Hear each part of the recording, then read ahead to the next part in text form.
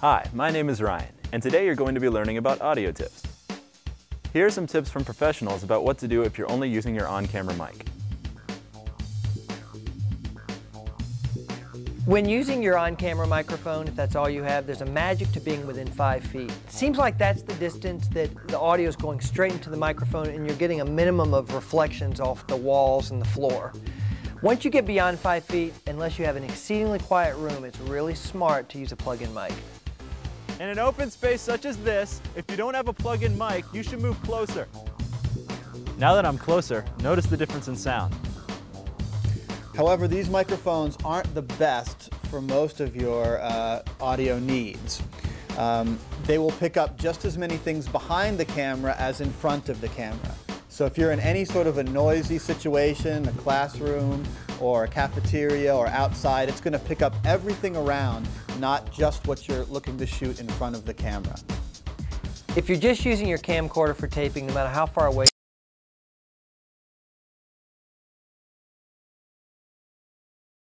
it's never going to come off as well as someone who articulates. Sometimes it's important to be at least 10 feet away from your subject.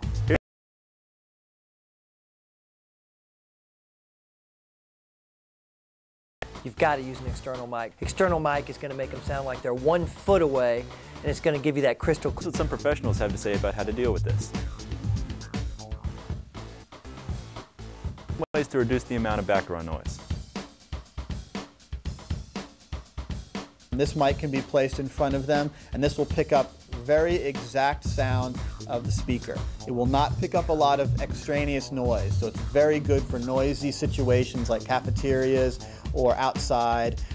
Oftentimes when shooting outdoors, wind can distort your sound. That's why it's important to take this advice when dealing with an outdoor shoot.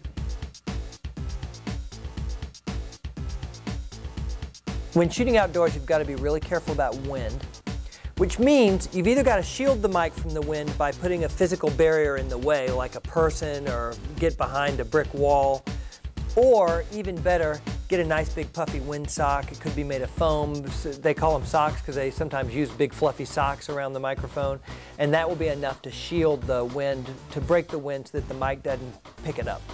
On a windy day such as this, sound quality can be distorted. That's why it's important to use a mic with a windsock to increase sound quality.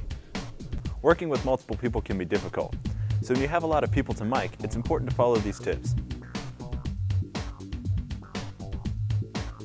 There are also situations where the object that you wish to get the sound from is moving, or it's not necessarily close to you. So they have a situation or a microphone called a shotgun mic.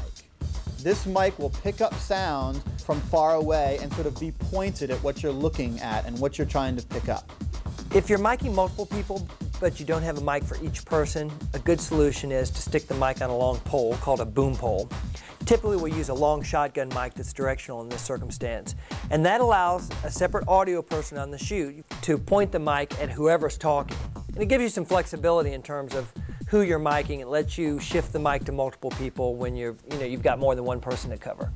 There are many instances when you don't want someone or can't have someone hold a microphone, or you need to pick up communication, speaking, arguments or discussions in a group setting. So you want the microphone to pick up everything equally.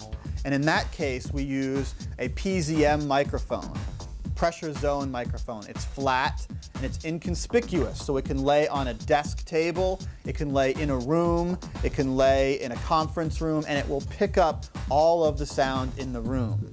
Now that you've heard everything we have to say about audio, you should be able to incorporate this advice into your own projects.